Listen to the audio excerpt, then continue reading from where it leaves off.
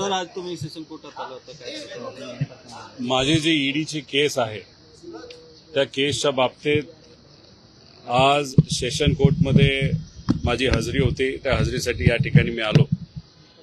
खरं तर EOW म्हणजे महाराष्ट्र राज्याची जी इन्व्हेस्टिगेशन एजन्सी आहे, जी माझी केस आहे आणि माझ्याच केसमध्ये अजितदादांची पण केस आणि इतर नेत्यांची केस आहे.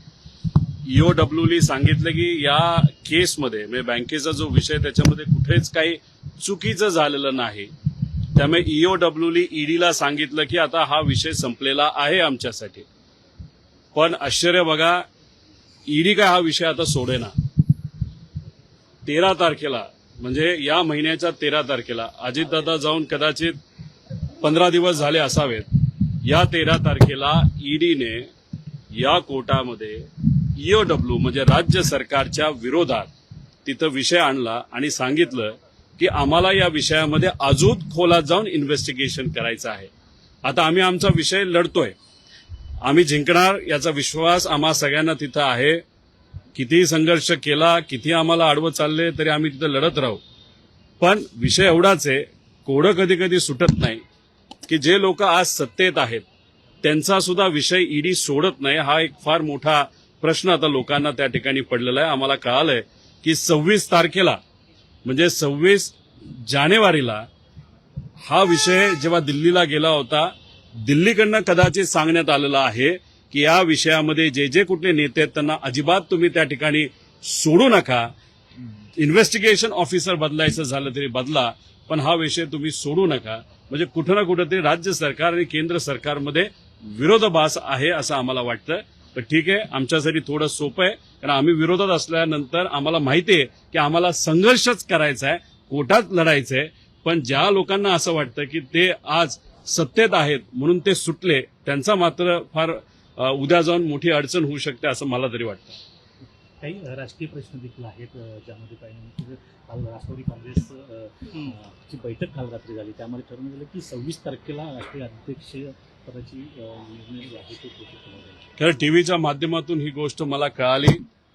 मी 35 आमदार ज्यांनी सुनित्रा काकींचं नाव हे राष्ट्र अध्यक्ष म्हणून प्रपोज केलं त्यांचं अभिनंदन करतो, त्यांचे आभार व्यक्त करतो. त्याच्याचबरोबर 32 ते 33 जे फ्रंटल आणि प्रमुख त्या पक्षाचे पदाधिकारी आहेत त्यांनी सुद्धा एका कागदावर सुनित्रा काकींचं नाव हे राष्ट्र अध्यक्ष असावं असं त्यांनी सांगितलं. त्यामुळे घोषणा कुणीही केली असली तरी महत्वाचं काय की तिथले आमदार आणि तिथले पदाधिकारी हे सुनित्रा काकींबरोबर आहे आणि त्याच राष्ट्राध्यक्ष झाले पाहिजे ही भूमिका त्या लोकांनी घेतली. त्यासाठी मी मनापासून सगळ्यांचे आभार आणि अभिनंदन करतो. आणि आमचा सुद्धा बाहेरून, कारण तो पक्ष त्या ठिकाणी वेगळा आहे, काही दिवसांपूर्वी सुद्धा मी हीच भूमिका घेतली आणि आज सुद्धा हीच भूमिका घेतो. सुनित्रा काकीच तिथं राष्ट्राध्यक्ष ह्या झाल्या पाहिजे. विलिनीकरणासंदर्भात कोणतीही चर्चा झाली नाही असं त्यांनी म्हटलं गेलं. उपस्थित झाला की विलिनीकरणाला जेव्हा चर्चा चालू झाली त्यावेळेला असं सांगण्यात आलं की 2023ला अजितदादांनी जो निर्णय घेतला त्याच निर्णयाला घेऊन आपण आता पुढे जायचंय. याचा अर्थ विलिनीकरणावर फुलस्टॉप लागलाय का? चर्चा तेच जास्त करतायत. खरं तर मला त्याच गोष्टीचं आश्चर्य आहे. आमदारांना बोलवतात, पुढे एका लाईनीत बसवतात आणि सांगतात की बाहेर जाऊन तुम्ही विलिनीकरणाबद्दल बोलू नका. अरे विषय संपलेला आहे. अजितदादा असताना अजितदादांबरोबर आमची चर्चा काय झाली हे त्या ठिकाणी आम्हाला माहिती आहे. अजितदादांशी बोलत असताना दादांबरोबर आम्ही NDA बरोबर जायचं का दादा बाहेर येऊन रस्त्यावरची लढाई आमच्याबरोबर लढणार, हे दादांमध्ये आमच्यामध्ये त्या ठिकाणी हा विषय झालेला आहे. आज दादा नाही आहेत, त्यामुळे याच विषयावर चर्चा करणं गौण आहे.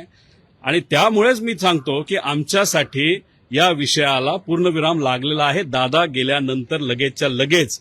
त्यामुळे मुद्दामून काही नेत्यांचं महत्व त्या पक्षामध्ये राहावं आणि ते नेते हे पवार साहेबांना, सुप्रियाताईंना, आम्हाला तिथं विरोध करतायत आणि विरोध करतायत म्हणून त्यांचं महत्व आहे हे सारखं सारखं टिकावं म्हणून सारखा विषय हे तेच त्या ठिकाणी तिथं आणत आहेत. याच्यावर अनेक विषय आहेत.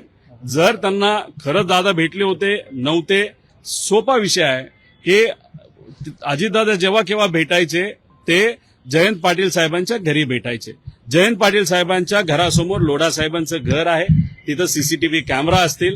गेल्या 1.5 वर्षाचे सीसीटीव्ही कॅमेरा फुटेज तुम्ही तिथं आणा, बघा, तुम्हाला कळेल दादा किती 13 वेळा भेटले का 14 वेळा भेटले, ते काय भेटले कसं भेटले याच्यावर मी नीट सांगेल. पण विषय एवढाच आहे की आज ऍक्सिडेंट झाला कसा, ब्लॅक बॉक्स जळला आणि तो आता भारताच्या बाहेर पाठवला जातोय, हे जे काही विषय आहेत ते आमच्यासाठी महत्वाचे आहेत. त्यामुळे अनेक लोक म्हणतायत की विलिनीकरणाबद्दल तुम्ही प्रेस कॉन्फरन्स घेणार होतो, त्याचं काय झालं. आमच्यासाठी विलिनीकरण आणि राजकारण हे दुय्यम आहे. आज कशाची कुठल्या गोष्टीचं महत्व आहे की दादांच्या बाबतीत प्रॉपर इन्व्हेस्टिगेशन होणं हे आमच्यासारखी महत्वाचे. त्याच्यामुळेच आम्ही फक्त त्या विषयावर फोकस करून आहोत. कुठली माहिती आपल्याकडे आली आहे? नेमकी तुमच्यासोबत काय नेमकी चर्चा झाली होती? कारण जर अजित पवारांची महाविकास आघाडी असेल तर प्रामुख्यानं सध्या जे विरोध करतायत त्यांचं असं म्हणणं की आम्ही एनडीए सोबत होतो, अजित पवारांचं हे म्हणणं होतं. हे सत्य तुम्ही कसं बोलता? मी हेच तुम्हाला सांगतोय की आता विषय कुठला महत्वाचा आहे तर ऍक्सिडेंटचा महत्वाचा आहे. आज आम्ही विलिनीकरणावर चर्चा करू शकतो, आम्ही बैठका घेऊ शकतो, आम्ही तिथं प्रेस कॉन्फरन्स घेऊन तुमच्या सर्वांसमोर आणू शकतो. आमच्याकडे सगळे पुरावे आहेत. आमच्याकडे अख्खा फोन भरून त्याच्यात मेसेजेस, व्हिडिओ पासून पार त्याच्यामध्ये फोनवर काय बोलणं झालं हे सगळी गोष्टी आहेत. पण आम्ही त्याच्यावर त्या ठिकाणी आता तरी काय बोलणार नाही. उद्याच्या दिवशी ब्लॅक बॉक्स त्याच्याच बरोबर इतर विषय हे 10:30 वाजता उद्या सकाळी एक डिटेलमध्ये प्रेस कॉन्फरन्स घेणं खरं तर आज घ्यायची होती. पण आज आपल्या या राज्यामध्ये परदेशातले एक फार मोठे नेते इथं आलेले आहेत. देशातले नेते म्हणजे आपले पंतप्रधान साहेब आज महाराष्ट्रामध्ये आहे. आम्ही प्रेस कॉन्फरन्स घेऊन त्या लोकांकडे कुठेतरी दुर्लक्ष होऊ नये, नाहीतर एक महत्वाचा विषय जो राज्यासाठी महत्वाचा असू शकतो त्या विषयाकडे कुठे दुर्लक्ष होऊ नये म्हणून आज प्रेस कॉन्फरन्स न घेता आम्ही उद्या 10:30 वाजता चव्हाण सेंटरला प्रेस कॉन्फरन्स घेणार आहोत. अजूनही तुम्हाला शंका आहे का की हा घात आहे, अपघात नाही? अजून 10-12 तास तुम्ही थांबा.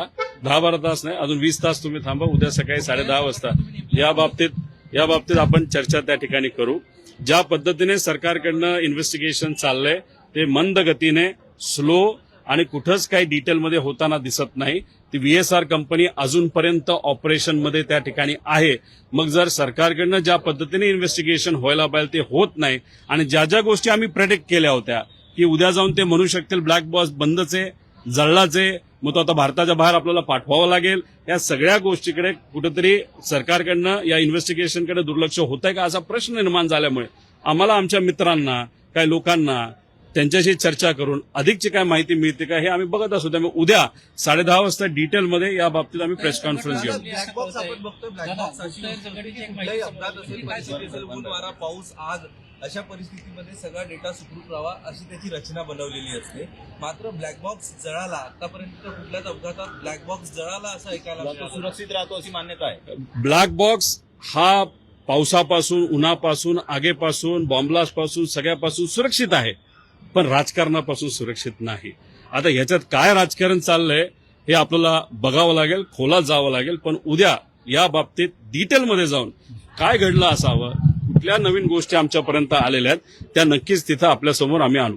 सुनेत्रा पवार यांना राष्ट्रीय अध्यक्षासंदर्भात जे काही आमदारांनी पत्र दिलं, आपला देखील त्यांना बाहेरून पाठिंबा असणार आहे का काय? आताच बोललो.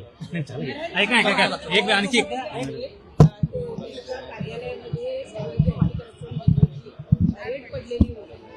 त्या प्रकरणामध्ये काल त्यांची जरा कानउघाडणी करण्यात आलेली आहे. तुमच्यामुळे पक्षाचं नाव आणि प्रतिमा मलिन होती अशा लोकांमुळे. सोबतच विलिनीकरणाचा मुद्दा काढणारे जे पोस्टर होते त्यांना सुद्धा झापलेले असं कळतं. मग असं जर होत असेल आहे किंवा जे विलिनीकरणाच्या बाजूने आहेत त्या लोकांना झापाझापी केली जाते किंवा जाणीवपूर्वक सापळा रचून त्यांना अडकवलं. तर बघा, हे आमदार जे दादांबरोबर ज्या लोकांनी काम केलं, दादांमुळेच त्यातले 90% आमदार निवडून आलेले आहेत. हे सगळे स्वाभिमानी लोक आहेत, यांचा आवाज तुम्ही काय दाबू शकत नाही. आणि तुम्ही म्हणता त्या पद्धतीची चर्चा ही लोकांमध्ये आहे की नरवळी झिरवळ यांनी विलिनीकरणाबद्दल सकारात्मक, म्हणजे दादांची भूमिका काय ते तिथं उघड न घाबरता ते बोलले म्हणून कदाचित हे जे काय झालं ते मुद्दामून काही वेगळी कॉन्स्पिरसी आहे का त्यांना अडकवण्याची, त्यांना अडचणीत आणण्याची, त्यांना भीती घालायची? मला एवढंच सांगायची, भीती घालून घालून किती लोकांना घालणार? तर तुम्ही जर 35 ते 40 आमदारांना भीती घालायला निघाला तर मग उद्या ते लोक तुमच्या पक्षात राहतील का, असाही प्रश्न तिथे निर्माण होऊ शकतो. त्यामुळे आमदारांना लोकांची सेवा करणं हे महत्वाचं आहे. अपेक्षा एवढीच आहे, त्यांचे आमदार हे दादांबरोबर राहिलेले, दादा ज्या पद्धतीने मोठ्या प्रमाणात निधी या आमदारांना बजेटच्या काळामध्ये देत होते, तसाच निधी या बजेटमध्ये त्या आमदारांना मिळावा.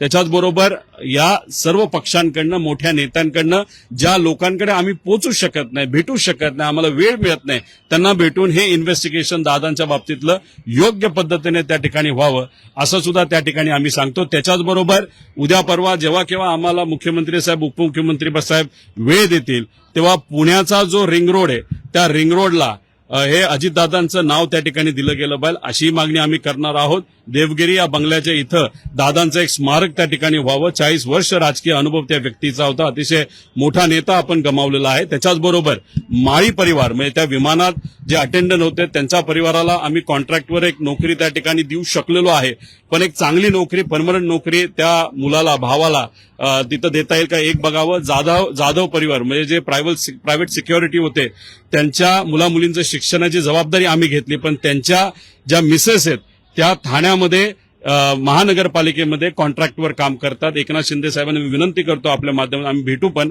त्यांना परमनंट त्या ठिकाणी करावं. आणि पाठक ह्या ज्या को पायलट होत्या त्यांच्या परिवाराची एक व्यक्तिगत इच्छा आहे, जी मी या टीव्हीवर मीडिया समोर तिथं बोलू शकत नाही, ती सरकारकडनं, ते सुद्धा दिल्लीच्या सरकारकडनं होऊ शकते. ती इच्छा त्यांची समजून घ्यावी, कुणीतरी त्यांना भेटावं, काय विषय, काय गोष्टी त्या समजून घेऊन या मात्र त्या ठिकाणी मार्गी लावाव्यात, असं या ठिकाणी आम्ही मागणी करतो. मुंडवा जमीन गैरव्यवहार प्रकरणाचा रिपोर्ट जो विकास खारगेंचा समोर आलेला आहे, यामध्ये पवार यांना क्लीन चिट दिली गेलेली आहे. काय वाटतं? नाही, काय वाटणार, काय केलंच नसेल तर क्लीन चिट त्यामुळेच दिली असेल म्हणून दादा स्पष्टपणे त्यावेळेस त्या ठिकाणी ते भूमिका देत होते. त्यामुळे मग ज्या लोकांनी आणि काही समाज सुधारकांनी जी पार्थवर टीका केली की अरे त्यांनी हे केलं ते केलं, मग अशा लोकांनी उद्या जाऊन मग पारची माफी मागायची का, असाही प्रश्न त्या ठिकाणी निर्माण होऊ शकतो. लोकसंख्या खात्यातलं एक ट्विट काल तुम्ही केलं होतं, 75 जागांसंदर्भामध्ये तो विषय होता फायलीचा आणि साधारणपणे 15 ते 20 लाख रुपये रेट होता. आम्हाला जे कळालेलं आहे 20 ते 25 लाखाचा रेट त्या ठिकाणी होता. दादांनी त्या फाईलचा विरोध केला असं आम्हाला कळतंय. कोकाटे जे मंत्री होते आधी त्यांनी सुद्धा त्या बाबतीत विरोध केला होता असं आम्हाला कुठेतरी त्या ठिकाणी कळतंय. मग विरोध असताना दादांचा अंतविधी तिथं सुरू असताना जर इथं फायली पास होत असतील, नाहीतर ऍक्सिडेंट झालेल्या दिवशी दुपारच्या वेळेस जेव्हा दादांचं जे शव होतं ते हॉस्पिटलमध्ये त्या ठिकाणी ठेवण्यात आलं होतं, इथे बसलेले सगळे जे अधिकारी आहेत ते मात्र सह्या काढण्यात आणि सर्टिफिकेट काढण्यामध्ये मग्न होते. म्हणजे माणुसकी कुठेतरी संपलेली आहे का, असं कुठेतरी आपल्याला म्हणावं लागेल. तुम्ही स्थगिती दिली असली, एन्क्वायरी लावली असती, तरी आमचं मत आहे की हे जे कोणी जबाबदार आहेत पुढच्या 10 दिवसामध्ये हे जे काही एन्क्वायरी ते व्हावी. कारण का राज्य सरकारमध्ये एन्क्वायऱ्या लागतात, बऱ्याच लागतात, पण कधी कन्क्लुजनला त्या ठिकाणी जात नाही. 10 दिवसात निकाल द्या, अधिवेशनाच्या आधी या व्यक्तीला आम्ही बरखास्त केलं असा एक मोठा संदेश या महाराष्ट्रामध्ये द्यावा असं या सरकारला विनंती करतो. मुंबईमधल्या मेट्रो पूल जो अपघात घडलेला आहे त्यामध्ये अमित ठाकरे यांनी एक पोस्ट लिहिलेली आहे ज्यामध्ये माणुसकीला शून्य किंमत असल्याचं म्हटलेलं आहे. आणि जी नौटंकी चाललेली आहे, म्युझिक लावणं आणि या संदर्भात, त्याच्यापेक्षा ज्या बेसिक गोष्टी आहेत त्याकडे लक्ष द्यावं असं म्हणलं. महत्वाचा विषय, महाराष्ट्र भूषण पुरस्काराच्या वेळेस 14 सामान्य लोकांचा मृत्यू झाला. एसआयटी फॉर्म झाली, काय झालं ते एसआयटीचं, म्हणजे कुठे धुळखाट पडली, म्हणजे लोणचं घालायचं का सगळ्या एसआयटीचा असा त्या ठिकाणी विषय आहे. त्यामुळे सरकार काय करतं, फक्त कुठेतरी एखाद्या विषयावर पडदा घालण्यासाठी एसआयटी फॉर्म केले, इन्व्हेस्टिगेशन आम्ही करतो. अरे पण ते पडलंच कसं, आणि त्याच्यात एका गरीब व्यक्तीचा, सामान्य व्यक्ती, मध्यमवर्गीयाचा तिथं मृत्यू त्या ठिकाणी होत असेल. आता तो माणूस तर गेला, माणूस गेल्यानंतर काय होतं परिवाराला हे आम्हाला तुम्ही त्या ठिकाणी विचारा. त्यामुळे अमित ठाकरे जे बोलतात ते खरं आहे. कुठेतरी या राज्यातून जे कुठले नेते आहेत त्यांच्या मनातून आणि अधिकाऱ्यांच्या मनातून माणुसकी संपली असं आपल्याला त्या ठिकाणी म्हणावं लागेल. आता एसआयटीचा तुम्ही उल्लेख केला, अनेक एसआयटी तर होत्या, पण तुम्ही जो प्रामुख्याने विषय मुंबईतला घेतला होता त्याचं पुढे काय झालं? चौकशी समिती नेमण्यात आली तर त्याचा अहवाल आलाय का? त्या बाबतीत कदाचित काहीच पुढे गेलेलं नाही. अधिवेशनामध्ये तो मुद्दा तिथं घेतलेला आहे. खरं तर मला या सरकारच्या विरोधात खूप काही तिथं बोलायचे बरेच मुद्दे आपल्याकडे आहेत, पण विषय एवढाच आहे की इन्व्हेस्टिगेशन दादांच्या ऍक्सिडेंटच्या बाबतीत त्याच्यावरचं लक्ष कुठेतरी दुसऱ्या बाजूला जाऊ नये म्हणून मी स्वतःलाही कंट्रोल करतोय आणि मुद्दे घेताना त्याच विषयावर आणि त्याच मुद्द्यावर जास्त फोकस देऊन आहे.